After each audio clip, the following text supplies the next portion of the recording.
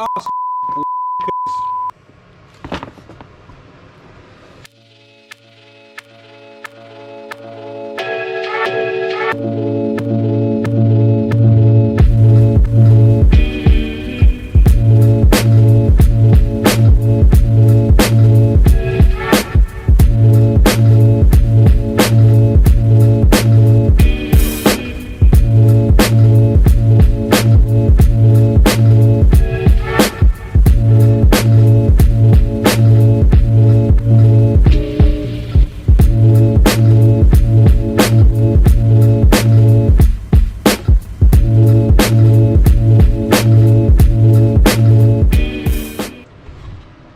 Welcome back to the Little Red Fiesta YouTube channel, ladies and gentlemen. Today's video was meant to be, and is still going to be, by the way, don't get me wrong, but today's video was meant to be the big video we've all been waiting for. Little Red is finally going to be taken down to the garage, get an MOT, and is once again, for the first time in 7 years, be road legal. Which means lots of third gear pulls on the motorway and, wherever, and burnouts and launch control and all that really good exciting stuff that we were hoping for. Something always has to go wrong, doesn't it? So I'm coming to you actually 3 nights before the MOT is due. I was down here, and I wasn't going to film any of this, to be honest with you, but down here just tying up the last few little loose ends. Just had a little bit of wiring I wanted to move around, tidy up, get some things moved away from the exhaust, like my vacuum line is touching the exhaust there, so that's going to melt. Just that sort of stuff. Anything that's susceptible to heat, I wanted to just double check everything, because obviously we're going to be going on an extended drive. Other than the testing we've done sort of 10 minutes at a time, this will be 30-40 minute journey. So just wanted to get a few things ticked off. Anyway, thought whilst I was there, my dash coolant sensor reads perfect up until 80 degrees, and then above 80 degrees it starts to read incorrectly. Now the reason for that is because I was using this sensor here, which is not the sensor that was supplied with the gauge, so bit of water coming out there. So I was using this sensor here, which is a voxel sender, GM sender, which is meant to work with a DigiDash. That's why that's there. But what I'd done just to get things wired up is I'd hooked that to my cheap Chinese demon gauge thing in there, because it gave a good clear number reading, and this car's, as I've previously said, always had problems overheating, so I wanted to be spot on with monitoring the temperature. Anyway, so it worked when we first tried it. I thought, yeah, great, that works. It works up to about 80 degrees, and then as the car gets over 80 degrees, that kind of hovers around 81, 82, 83, but the car is actually up at 90, 100, 101, etc. So I thought what I'd do is quickly take this thermostat housing back out and drill and tap the sensor that came with the cheap Chinese gauge into the back of the housing, which I've done, worked successfully, very happy, lovely job, right? Put the stat housing back in the car, went to screw in the original Ford dash sensor, which is around here somewhere, I've managed to lose it, and completely fucked the housing. I tightened it up, went to give it one last nip, and it just broke clean off. These are notoriously brittle, and I have broken these many times before. Just so happened that this one happened to break literally, well, 3-4 days before the MOT is due. So at which point I was panicking and got really upset, threw all my tools down, didn't even tidy up, not that I ever really tidy up, and I just went home for the day. Got on eBay, got on Facebook, Instagram, that kind of thing, and just said, look, in need of a thermostat housing. Quite a few people came to my rescue and said, I've got one, etc. And then I thought, just before I went, and I found one in Essex that the guy said I could go and pick up, etc. And then never replied to me. So I thought I'd just have a quick last look on eBay, see if I get a brand new one delivered sort of next day, because obviously I'm running out of time. I didn't want to put one on a courier with Hermes and it take 6 weeks to 7 years to get here. Anyway, so I went onto eBay. And top of the list was a company very local to me, actually, it turns out. They're only sort of 40 miles up the road from where I live, although they did post it first class and it came by the post. But for 120 quid, they had this billet thermostat housing.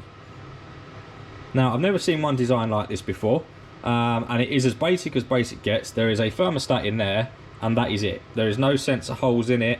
there is no takeoffs for heater cores, or there is no air vent on the top of it or anything like that. So it's as basic gets, but I was in a hurry.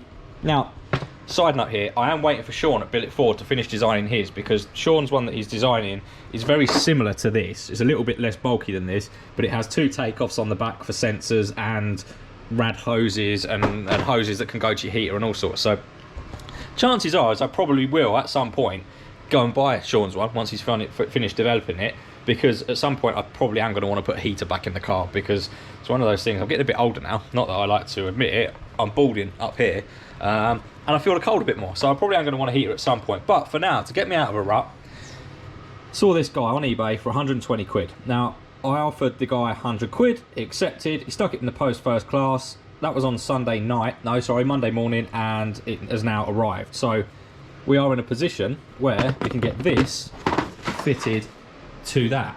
A few things we need to do first. I've got them over here. I've had some spare gasket paper, so I did get it out and show you guys.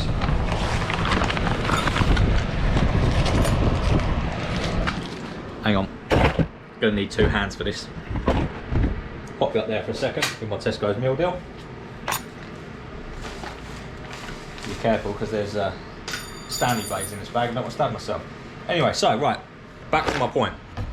I had some gasket paper laying around at home, so made myself up a little gasket, because this one doesn't come with anything at all, no O-ring, seat in place or anything like that, so you can't reuse the standard O-ring. It hasn't got anything milled in there. Would be quite nice to have that milled in there really, but they haven't, so it doesn't work like that. So I've just got this little bit of gasket paper to go on there, and what I'll do is I'll just put a smear of silicone on either side of it, bolt it all up, and there we go. But I do, and this is a little bit worrying, this bit. I'm fairly confident it should be all right, but I've got to drill 2 holes in this for 2 coolant sensors, because obviously there is no coolant sensor holes in here, and I do need the coolant sensor in here for the ECU, and I do need the coolant sensor in here for the dash. So nice new CNC welded, pretty good quality. I mean, it's not the best, but it's okay. Thermostat housing, and I'm about to go and drill holes in it. I hope they don't mess it up. So yeah, I'm going to finish my Tesco's meal deal and my Red Bull, and then I'm going to drill some holes in this, and then we'll get it all bolted up to the car, and we'll go from there.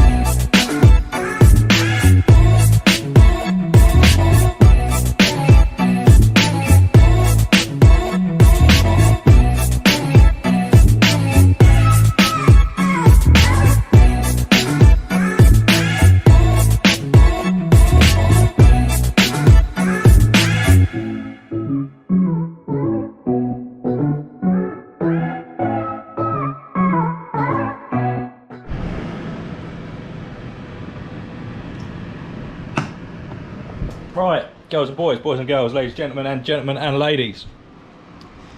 I didn't mess it up. There is a little catch though.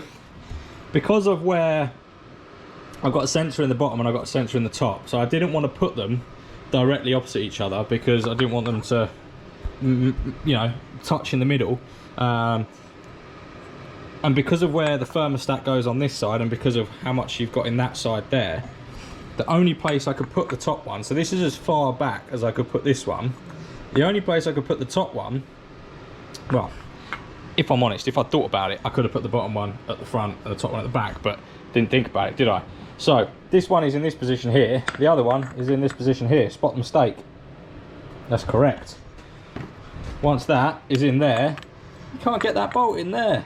So what I've done is, hang on, let me just put it in the vise so that I haven't got to do 6 different hands at once. So what I've done is, you can see obviously this is quite a chunky old piece of aluminium here. I've countersunk the head, and the bolts they provided have got quite a big head, but thankfully I've got these alley heads here. So I've countersunk that one so that you can put all the stat and everything in first. That's countersunk flush, or flush-ish. and then that will screw in afterwards with no problems at all. The only catch is obviously you've got to take this sensor in and out every time you want to take the thermostat housing on and off. But let's be honest, how often do you take the thermostat housing on and off? Probably only if you're ever taking the head off, and well, I don't know, we might be lifting the head a few times, but you get what I'm saying. It's probably, hopefully, fingers crossed, I hope not, you know, going to put it in once and that'll be it for however long, you know? So, all being well, let's put it in the car.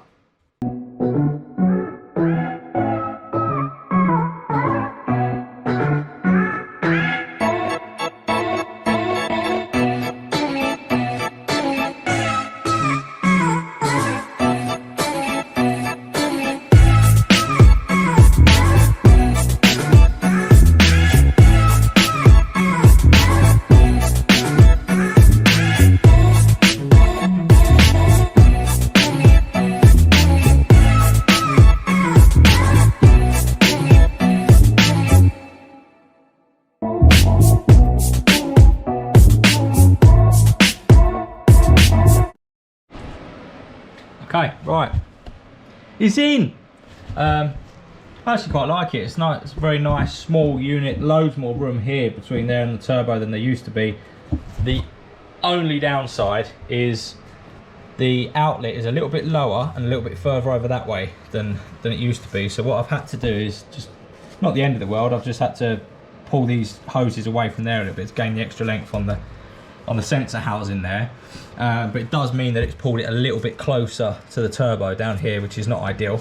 Now obviously this will eventually have a turbo blanket on, but what I'm going to do for the time being, I've got a little bit more turbo wrap left over, so I'm just going to wrap that up around that area as thick as I can, just to try and give it some sort of protection. But before I do that, I'm going to fill it up with water and see if it leaks first, obviously.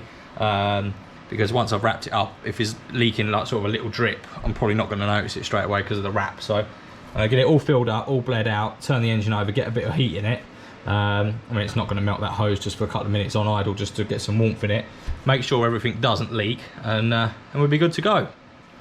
Quick pointer, the more eagle-eyed of you may or may not have noticed that I've still got a thermostat in my hand here. Look, there is no thermostat in that housing. There was no thermostat in the old housing. I just gutted it so that it had the piece in there that needed to be in there to seal it. But there is no stat housing in there. I removed the stat housing years ago when we very first had the overheating problems. Never put a stat back in there, never run the car with a stat, and it's always got way too hot anyway. So I've not put the stat in this time. It allows for extra airflow through the stat housing, which in turn, you know, more airflow through the radiator, etc. If, for any strange miracle, I find that when I'm cruising the car is getting too cold, which I think is very, very unlikely, but if by any miracle it does happen, then I'll put the stat housing back in. The stat back in the housing, no real problem with that. But for the time being, I'm not going to bother. So what I'm going to do is I'm going to, actually, I was about to say I'm going to fill it up with water and get some heat in it. I'm going to fill it up with water, let the air bleed out of it, but before I do that, I'm going to get all the stats and stuff wired up, because I don't want to be sitting next to a burning hot turbo trying to wire all this business up. So I'm going to get that wired up, get some water in it. See you guys in a second. A few moments later. And just like that, only took you a couple of seconds to see it, but it actually took me forever because I couldn't find any tools I needed. But we've got this top sensor here for the ECU wired up, and we've got the bottom one for the dash wired up. Annoyingly, I moved the heat shrink a little bit too far, and I've got bare cable there. I haven't got any more electrical tape, but I just need to get a bit of tape just to take that up and make that all nice. But I do want to redo all this at some point anyway, so I'll do that. Got a couple more days before the MOT, so I'll just pick that up and do that tomorrow or something.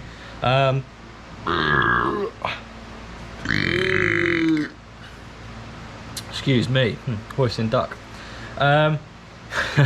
Right, so time is now getting on. It is now nearly 9 o'clock. So I'm going to quickly fire this up. It's not too noisy on idle. Quickly put it on idle. Old silly bollocks over here, forgot to bring my laptop with me down tonight, so I'm not actually going to be able to see what the dashboard, what the ECU is reading at all, which is really frustrating. But I have got with me down here somewhere, I have got temperature gun. So what I can do is, oh, that looks like it's broken, 3,601 degrees. Oh no. Don't tell me it's broken. Why is it reading 3,761 degrees?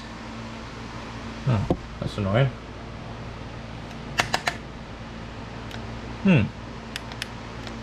Upsetting. Well, I was about to say, I have got a temperature gun down here, which means I can read the temperature off the side of the cylinder head there, and then I can compare it to what the gauge is showing me inside the dash, and at least then I'll know the dash gauge is working correctly, and then I can check the check that sensor there, because it's not actually that sensor. That is a slightly different sensor than I was using for the ECU beforehand. The one I was using beforehand was the Ford style one, which I've got a spare one in one of these here to show you, was this one, this style Ford sensor, which goes in the top of the thermostat. Now that's got quite a big thread on it, and I haven't got tap and die that's that big to be able to cut and tap and thread a hole that big.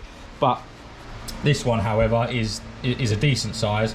This one is the original one off the thermostat that would read the gauge on the dash. So in theory, the resistances should be the same.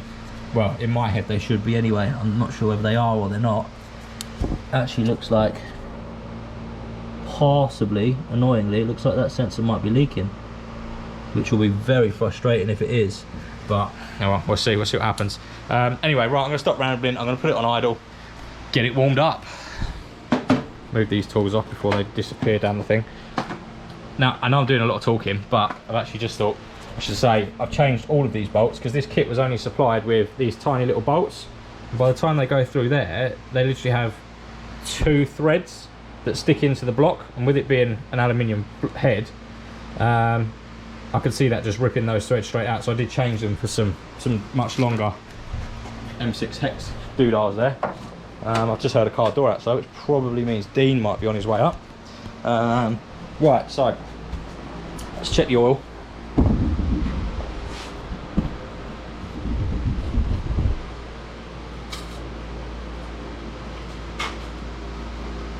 There he is, just like I said, just in time. How you doing? All right. Just checking fluids, and then we're going to turn it on, see what happens. Oil's good. Since I sorted that sump out, it's no longer leaking oil all over my garage floor, which is always a bonus. It is still leaking a little bit of oil out of the welds we did on the aluminium sump with the MIG welder for the turbo return. Still does leak a little bit from there, but not enough to bother. I'll just wipe it before it goes on the M.O.T ramp, and it'll be fine, don't you worry. Right, bit of something in there. Right, okay, it's got oil, it's got coolant. Should probably move that adjustable from off of the turbo, shouldn't I? Just in case it decides to fall in and go in the turbo and bone. Although Mr. Chinese Wuhan Whirly Boy has got a reasonable amount of shaft pay in it already. But you know, if it lasts a week, it lasts a week, whatever. It was 120 quid for a big turbo like that. What do you expect? I don't expect it to last very long, especially once it goes up on the 2-step. Yeah. That'll destroy that probably quite quickly. Anyway, right, I'm rambling again. Seeing as you're here, you can hold the camera. Thank you very much, sir. Right, let's annoy the neighbours for 20 minutes before a 9 PM curfew, shall we?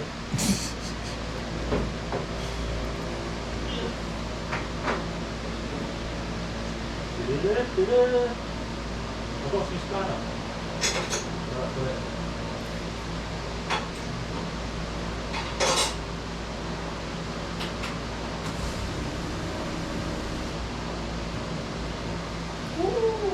We'll also be able to, now it's jacked up, we'll be able to test the speed up as well. Yeah, that's a good point. Now we've actually got a wire the way around. Right.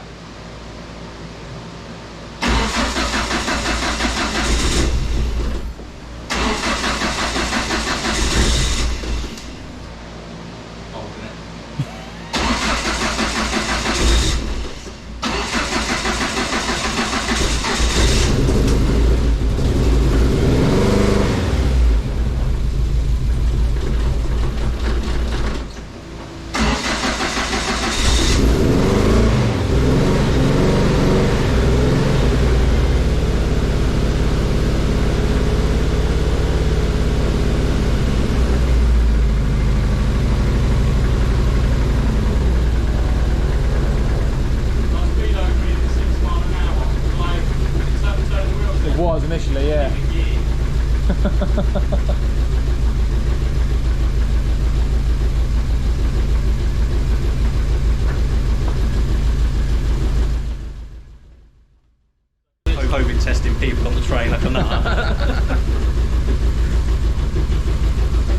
checking your primaries as well, idle, you can test the temperature on each, well not when it's covered in heat wrap you can't, but when the exhaust is fine, if you want to test, make sure your idle flows are all as they should be. It's quite easy just to sort of shoot on there. I mean that's 160, that one's reading 30,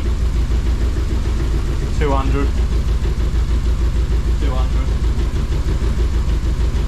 190, that one's reading stone cold.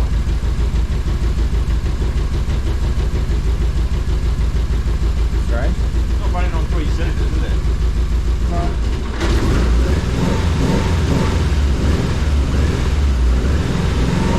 That's all 4. Yeah, it's running on all 4. Oh, well, whatever. Right, so that's reading anything yet. 68 degrees it's reading.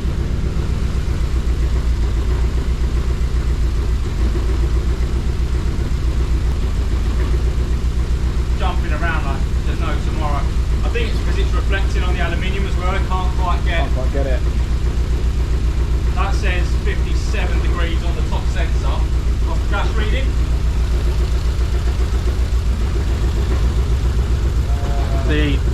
That one. 82. There's no way that's 82 already. 83.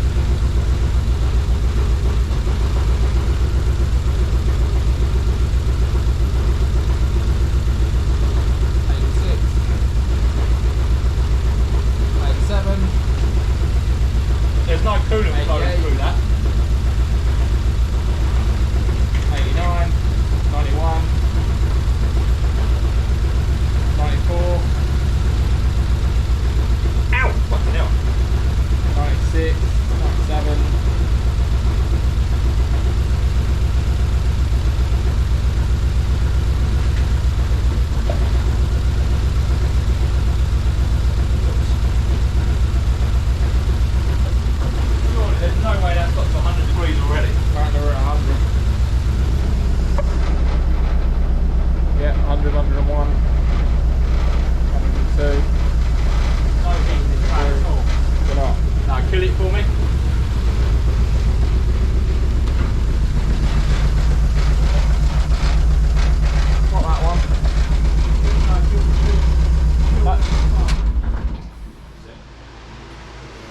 102, 198, it's going down real quick.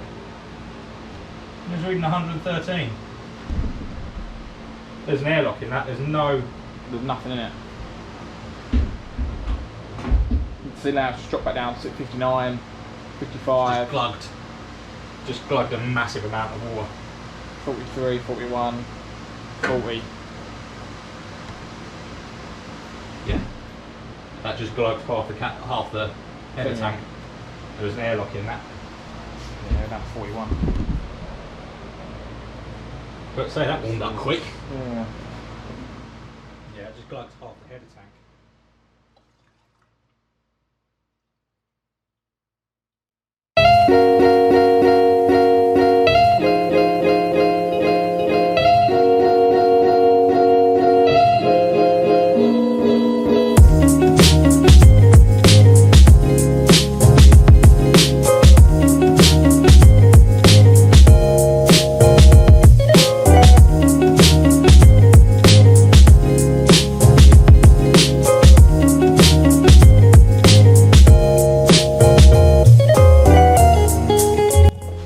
Okay, boys and girls, right, let's quickly turn the radio off. Right, I'm a little bit nervous, you have to forgive me. Right, I've also had to shut the door because there's some tree surgeons outside and they are obviously chipping up and cutting down trees, so it's quite noisy. But there she is, Little Red, in her entirety, ready to go. We've got the front number plate mounted on our brackets that they imprinted for us. They've got magnets in them, so it magnets on. I have, however, quickly hooked a cable tie around it just in case they fall off, because I don't want to lose it on the first run. So until we wouldn't know that they're strong enough, little cable tie on. You can probably tell I'm nervous by the way I'm talking. I've got no flow to it, but everything's put together. I've double checked everything, up, down, round, checked all the lights. All the dash is set up. I've got the Bluetooth dash set up. I've got my stuff working, or pressure gauges working, boost gauges working, water temp gauges working. I've Obviously also got it all on the Bluetooth for the dash as well, ignore the smashed screen. I've got a fire extinguisher in the footwell there, and I've got my on-the-road toolbox, which is essentially a toolbox that I've kept aside, and I don't go in that, move anything around. Essentially it's a toolbox that I've got a selection of things that I need should anything happen on the roadside. So fingers crossed nothing happens on the roadside, but if it does, I should have what I need in there. I've got ratchets, spanners, cutters, cable ties, pretty much everything you could probably want at the roadside. Got the bonnet all sorted, got the bonnet pull catch sorted. I'm about to put some fuel in it. It's got fuel in it, but I'm going to put a bit more fuel in it. And then MOT's at 4, it's now 2. I'm going to leave here in a minute, take a gentle drive up. It'll probably take about 40 minutes to get to the MOT centre, depending on the traffic. Go from there and just see how it happens. I mean, I don't know how it's going to behave on the road other than the little test drives we've just done just to the end of the road here and back. Don't really know how it's going to behave. I'm not going to be giving it the beans on the way there or anything like that. Just going to keep it nice and clean and simple. Hopefully get it there, pass its MOT, get it home, then get it taxed, and then later this week we can go out and do some proper testing. See what's going to happen, what's not going to happen. Go from there, I suppose. So. Right, very nervous. I'm going to bang you guys up in the position in the car so you can see what's going on, and that will be that, because yeah, I don't think I'm going to be able to talk very much through this, but we'll see. I'll throw you guys up there, we'll take it for a drive, and I'll catch up with you guys when we get to the MOT centre.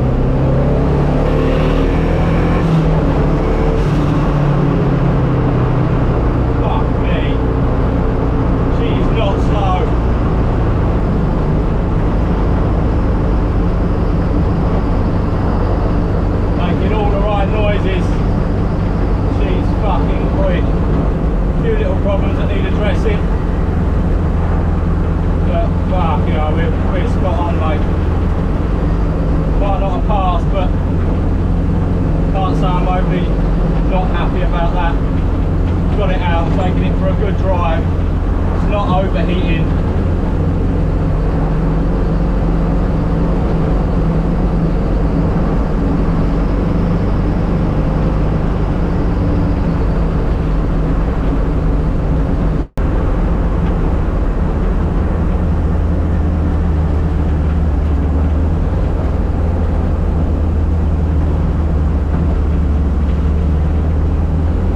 Fucking wonderful day. The weather is the fucking bollocks. Mate, I am so happy. I don't think I've ever been so happy to have a car fail its MOT. Honestly, mate. She's so there. Tiny little bits to sort out before we can get it fucking legal on the road, but yeah, we can get it in gear though.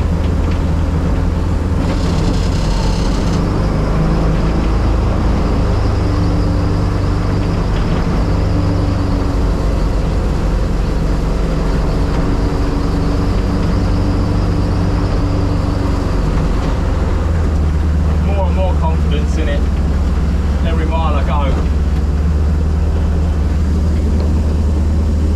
But there you have it, boys and girls. Failed its MOT, so you guys aren't going to get to see a burnout today. But very simple little things that need doing on it. I'll go through the list when we get back to the garage, when it's not so noisy. But I'm just going to enjoy the road home for now. A few little pulls on it. I've pulled a couple of data logs whilst we've been driving along. Just to get it into third gear and it hits boost, the thing just fucking takes off. It's unbelievable. And that's without it being mapped yet. It's only on 6 psi of boost. The clutch foot isn't the comfiest. And I've got a sticky throttle, it won't go below sort of 2300 RPM, so I need to have a little look at that, but I'm over the moon with it really. You know, it's not overheating, that was my main concern, was the overheating. It's not overheated, it's driving nicely, hasn't set itself on fire, it's yet to break down. Alternator is charging, the brakes are working, they're bedding in slowly.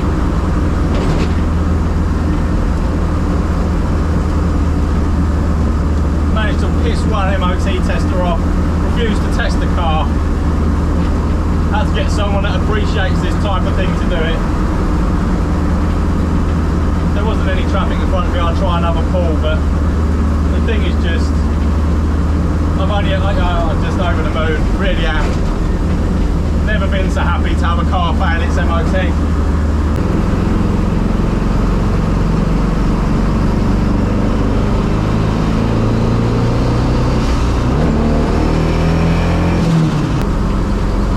It gets down some, a little bit lean in second gear there. Turbo noises though, great fun.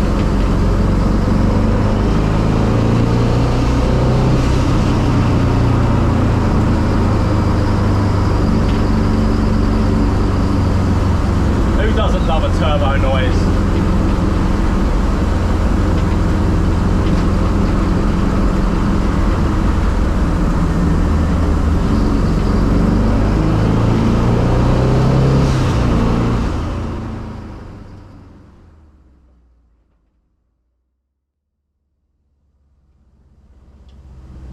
You can't ask for much more than that. Tell you what, while it's warm, let's have a little bit of the old two-step, shall we?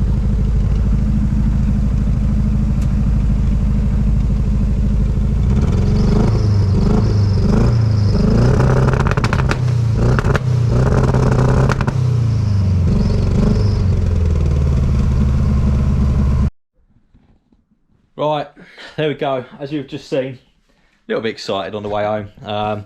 In fact, I just pulled on my driveway and someone just walked past the end of the drive and moaned at me for driving too fast, apparently. Now, according to the GPS speed, I didn't go over 40 on that bit of stretch that he's moaning at, but I guess, you know, it's what it is. Anyway, Right, so the crux of it is, failed its MOT. I've never been so happy to have a car fail its MOT. Honestly, the basis of that is purely that it failed on two really simple things to sort out. Headlamp aim on both headlights, which, to be honest, we kind of expected anyway. So obviously, I spoke to the tester. He said next time, he said try and adjust it now, and next time I go up there, I'm going to book myself in an hour early, and he's going to let me use his beam adjusters and bits and pieces, his tools up there, so that I can actually get it adjusted properly. The other thing is the service brake. So the service brakes, i.e. handbrake, they're binding a little bit when he does the test, so he can't properly test whether the wheel bearing's rattling or not. So it's just a case of taking those off, take the drums off, clean up the adjusters, make sure the adjustment is all correct, and clean it back up. And that is basically it. It failed on the emissions. Hydrocarbons were too high, but it's not been mapped. And I did say that to the guy, and driving to and from, I pulled some data logs, so I should be able to adjust the fuel in and bits and pieces anyway. So literally, I've got to sort the headlights, and I've got to sort the rear brakes, which are binding just a little bit, and she's a pass. Everything else on the car passed. Everything else was absolutely fine, no problems. And as you saw, had a lot of fun driving it back home. She gets down. She gets down. She's, I'm not going to lie, even at this point where there's very conservative timing in it, at £6 of boost, and only only sort of third gear going up to about 5,500, so I'm not even going to the limiter. She got down. She's quick. She is quick. So there we go. Anyway, I am so shaky still from that drive home, and I've got a very dry mouth. What I'm going to do is jump in my daily, my nice calm daily, go for a drive home. I've got a banging headache actually. Go and have a drink and a bit of dinner, and edit this video up so you guys can see it. But yeah, so apologies, there's no great big burnout on the no great big burnout to celebrate it passing, because it didn't pass. But we're pretty spot on there, to be honest. I'm reasonably happy with that. Nothing fell off, it didn't break down, it didn't blow up, didn't catch on fire, didn't overheat. Amazed that it didn't overheat, and in actual fact it was so not overheating that that I think I'm gonna have to put the stat back in it. I've got no thermostat in at the moment, so when I'm driving normally, it's sort of hanging around the 65-70 degree mark, so I think I'm gonna have to put that 88 degree thermostat back in it, which can't believe, really, if I'm honest with you. I've never ever had this car not overheat, and excuse me, not only not overheat, but completely the opposite end of it. I've got overcooling issues as it happens now. So yeah, real happy. If you don't already, like, comment, subscribe, because the content is about to get dicey. It's about to get fun. I've got 10 days to do the retest, so I shall come down here Wednesday, and we will take the rear brakes off, give that a clean up. We shall roll it out in the dark. I'll use the garage doors, and we'll adjust the beam pattern best we can, and I'll take it back up one afternoon and get the retest done. And once the retest is done, we're good to go, aren't we, really? Fun and games. So yeah, like, comment, subscribe, and I'll see you guys next time.